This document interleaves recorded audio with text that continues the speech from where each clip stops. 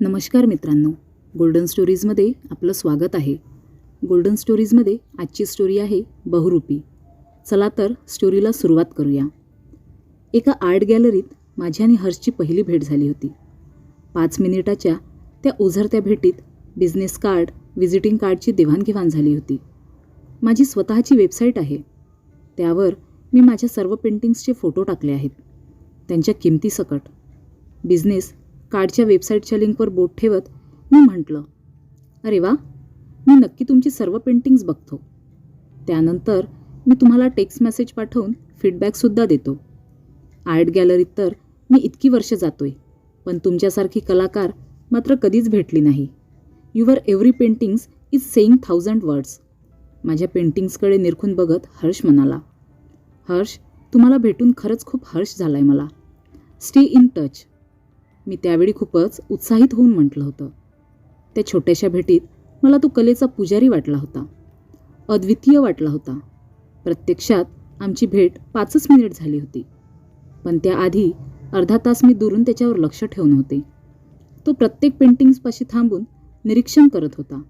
त्याच्या जवळच्या छोट्याशा डायरीत काही नोंदी करत होता. नक्कीच हा कुणीतरी कलेतला दर्दी दिसतोय. कलेचा पारख आहे याला, माझ्या मनानं कौल दिला.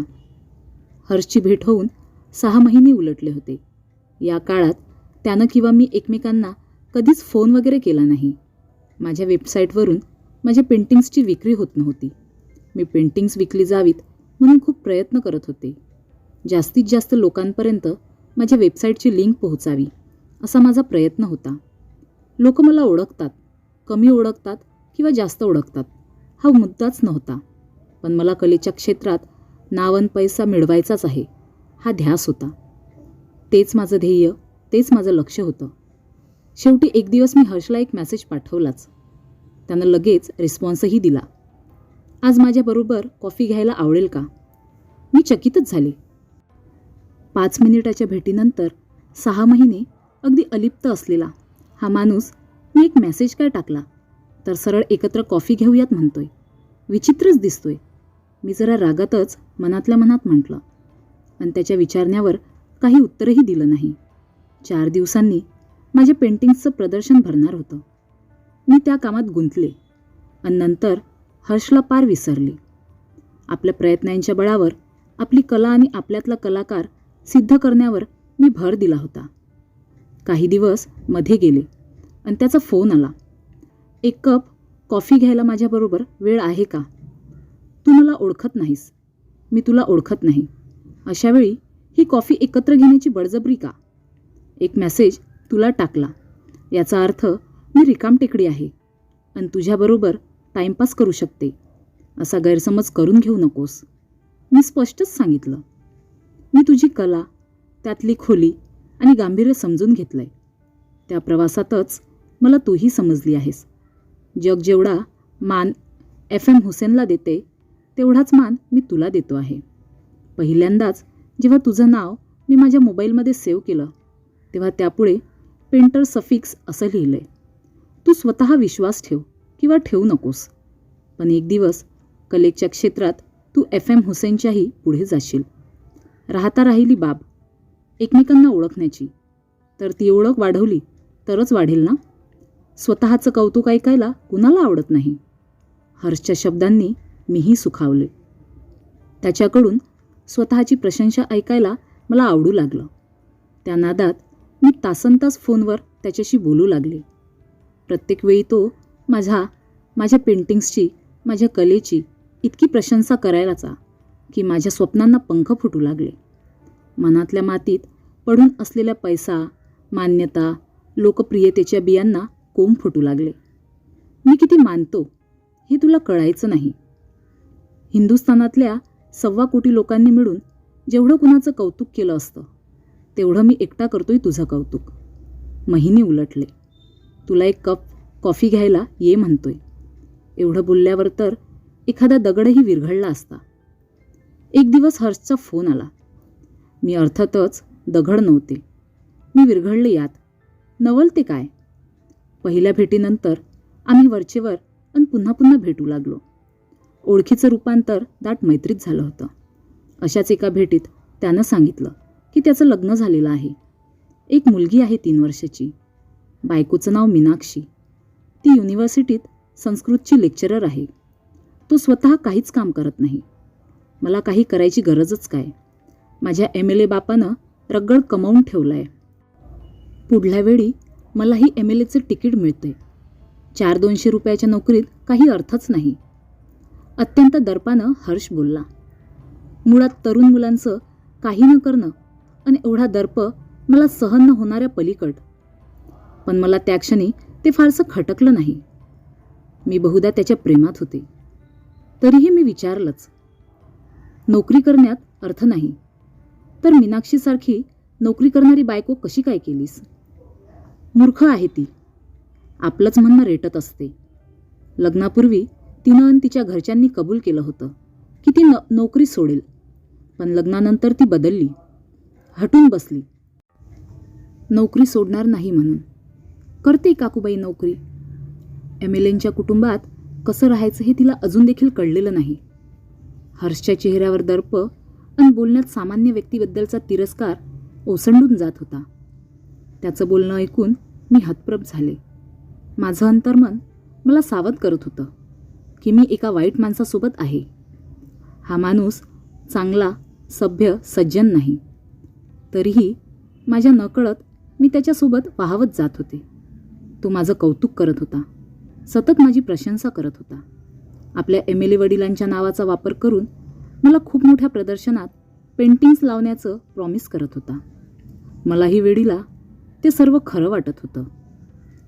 त्याचे MLA वडील मला माझं ध्येय गाठायला मदत करतील अशी वेळी आशा मी बाळगून होते.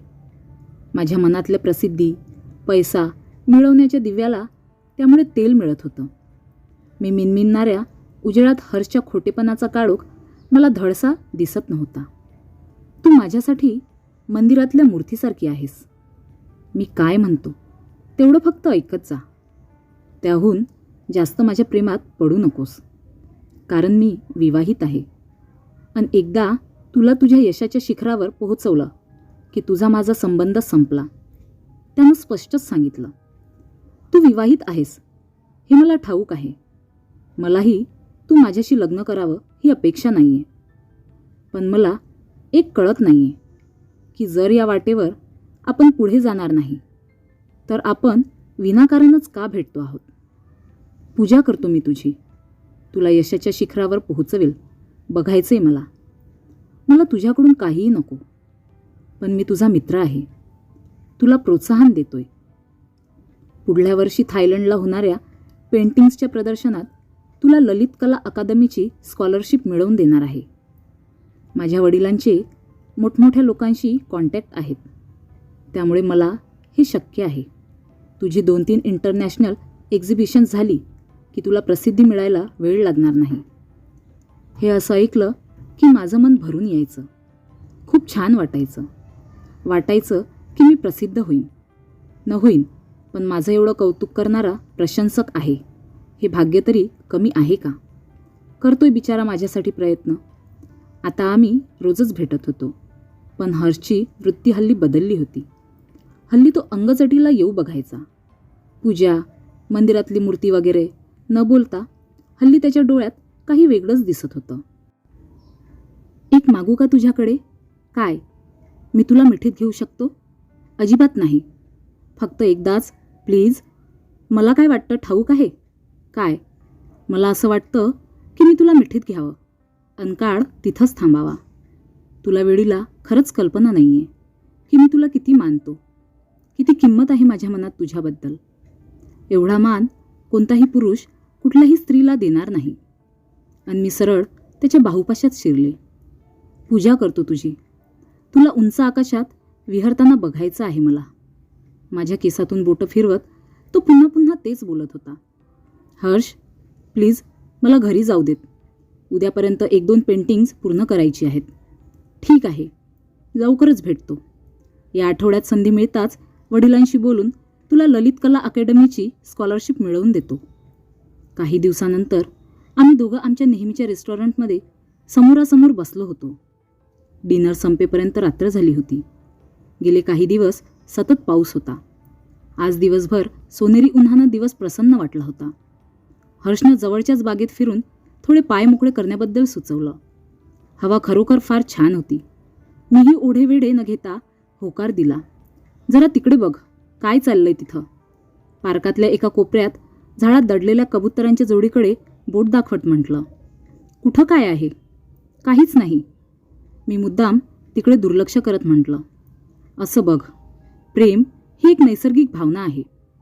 कोणताही जीव ही भावना नाकारू शकत नाही. मग आपणच त्यापासून दूर का राहावं?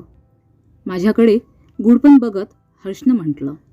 हर्ष, काय बोलायचं ते स्पष्ट बोल. कोड्यात बोलू नकोस. बोलायचं काय? मी विवाहित आहे हे तुला ठाऊक आहे. सगळ्या शहरात माझ्या वडिलांचा दबदबा आहे. त्यामुळेच मी या मार्गावर तुझ्याबरोबर फार काळ राहू शकत नाही. पण जी प्रगाढ मैत्री आपल्या दोघांमध्ये आहे ती मैत्री मला एवढा अधिकार तर नक्कीच देते की मी कधीतरी तुला किस करू शकतो. खरं ना? अन वावगं काय आहे? प्रेम ही तर सर्वकालिक सर्वव्यापी भावना आहे. मी काही प्रतिक्रिया देणार, काही बोलणार त्यापूर्वीच त्यानं मला पटकन एका झाडाआड ओढलं आणि माझ्या ओठांवर स्वतःचे ओठ ठेवले. एक दीर्घचुंबन घेऊन तो म्हणाला, बघ, तू एक दिवस जगातल्या सर्वश्रेष्ठ चित्रकारांमध्ये तुझी गणना होईल. जगातल्या ख्यातनाम आर्ट गॅलरीत तुझी चित्र मांडलेली असतील. गेले काही महिने माझे पप्पा फार कामात होते. त्यामुळे तुझ्या स्कॉलरशिपसाठी मला बोलता आलं नाही. पण आज घरी गेलो की आधी हाच विषय काढतो. काही क्षणाच्या या अनैच्छिक जवळीकीनंतर त्यानं मला मिठीतून मुक्त केलं. आणि तेच जुनं दळण पुन्हा तो दळू लागला. मीही मूर्खासारखी मान डोलावली. जणू मी त्याच्या हातातली कठपुतली झाली होती. रिलॅक्स डार्लिंग, लवकरच तू FM हुसेनच्या बरोबरीनं उभी राहशील. चल, मी तुला तुझ्या फ्लॅटवर सोडतो. मग मी माझ्या घरी जाईन. कारचा दरवाजा माझ्यासाठी उघडत हर्षनं म्हटलं. घरी पोहोचतो बरीच रात्र झाली होती. बाहेरूनच हर्षनं गुड बाय केलं. मी मात्र खूपच सैरभैर झाले होते. खूप अस्वस्थ, बेचैन वाटत होतं. कळत नकळत मी अशा एका वाटेवर पोहोचले होते जिथून मला काही म्हणता काही मिळणार नव्हतं, मिळवता येणार नव्हतं. दूरवर नजर टाकली तरी काहीही दिसत नव्हतं. माझं ध्येय, माझं लक्ष काहीच दृष्टीपथात नव्हतं. माझ्या लक्षात आलं होतं की मी एका भुलभुलैयात अडकले होते. माझ्या नशिबात नेमकं काय होतं? ही माझी नियती होती की माझाच मूर्खपणा? मी हर्षच्या प्रेमात एवढी वेळी झाली होती की त्याच्या MLA वडिलांच्या मोठेपणाची मला भुरळच पडली होती. प्रश्नांची भेंडोळी डोक्यात गरगरत होती. माझी आणि हर्षची ओळख होऊन एव्हाना 2 वर्ष झाली होती. तो खरोखर मला देवी मानून माझी पूजा करत होता का? ही कसली पूजा? त्याला खरोखर वाटतं का की मी एक महान पेंटर होईन? खराखुरा मित्र म्हणून तो मला मदत करतो का? गेल्या 2 वर्षात त्यानं माझं काय भलं केलंय? माझं नाव व्हावं, मला पैसा मिळावा म्हणून त्यानं काय प्रयत्न केलेत? विचार करता करताच कधीतरी मला झोप लागली. पण सकाळी जागी झाले तरी तेच प्रश्न पुन्हा पुन्हा फणा काढून समोर येत होते. त्यांची उत्तरं मात्र मिळत नव्हती. त्याच क्षणी मला लक्षात आलं की गेली 2 वर्ष मी हर्षमध्ये इतके गुंतले की इतर मित्रमैत्रिणींना पूर्णपणे दुरावले होते.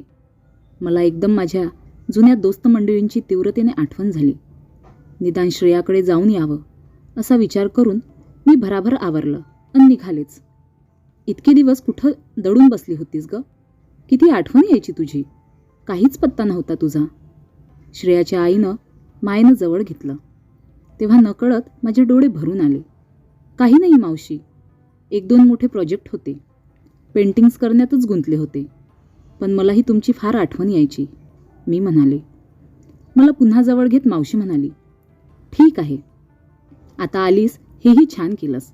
काय घेतेस, चहा की कॉफी की खायला काही करू? ते नंतर. आधी सांगा, श्रेया कुठे आहे?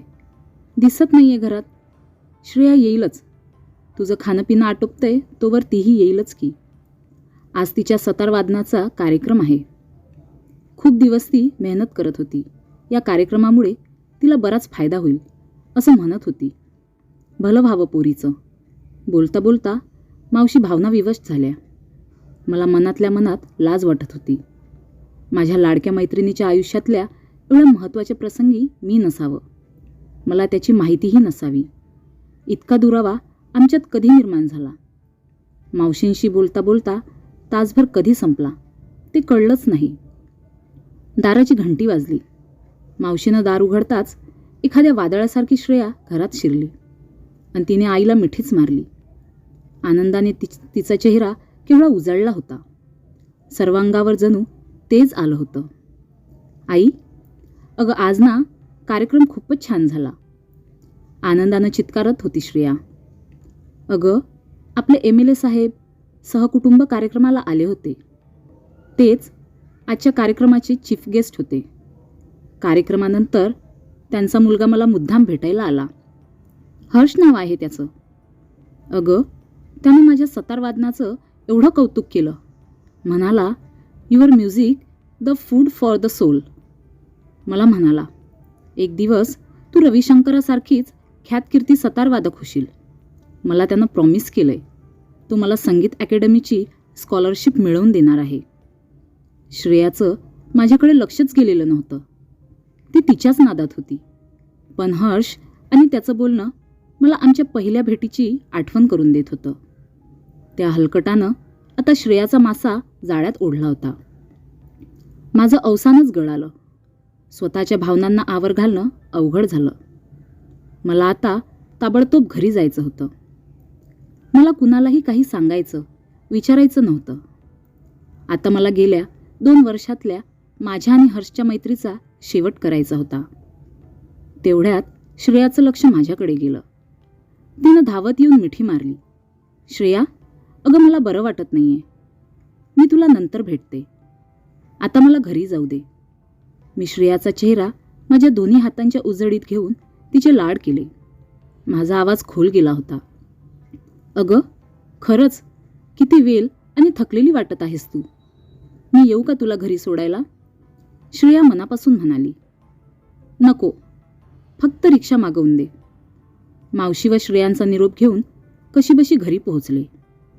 तोवर संध्याकाळ झाली होती. पण माझ्या मनावर साचलेला काळोख मात्र पूर्णपणे दूर झाला होता. त्या प्रकाशात मला हर्षचं विकृत रूप स्पष्ट दिसत होतं. कसला बहुरूपी होता तो, सोंग घेणारा बहुरूपी, जो आपल्या सुविद्य पत्नीला मान देत नाही, तो इतर स्त्रियांना काय मान देणार? त्याला कलेतलं खरं तर काहीच कळत नाही. पण चांगलं रूप अन MLA बाप याच्या बळावर तो नवोदित कलाकार व तरुणींना आमिष दाखवत जाळ्यात ओढतो. माझ्यासारख्या मूर्ख मुली फसतात. खरं तर मला कळायला हवं होतं की गेल्या काही वर्षात जे काही नाव मिळवलं होतं ते स्वतःच्या मेहनतीवर, जो पैसा मिळवला ती पेंटिंग्स माझ्या बळावर विकली म्हणून. माझी कला, माझी प्रतिभा हेच माझं साधन होतं. कुणा अशिक्षित MLAच्या उडाणटप्पू अकर्मत्य मुलाच्या शिफारसीमुळे नाही. मुळात माझ्या आणि हर्षच्या कथेची सुरुवातच चूक होती. काळाबरोबर त्यात जे काही अध्याय जोडले जात होते त्यामुळे ती अधिकच बिघडली होती.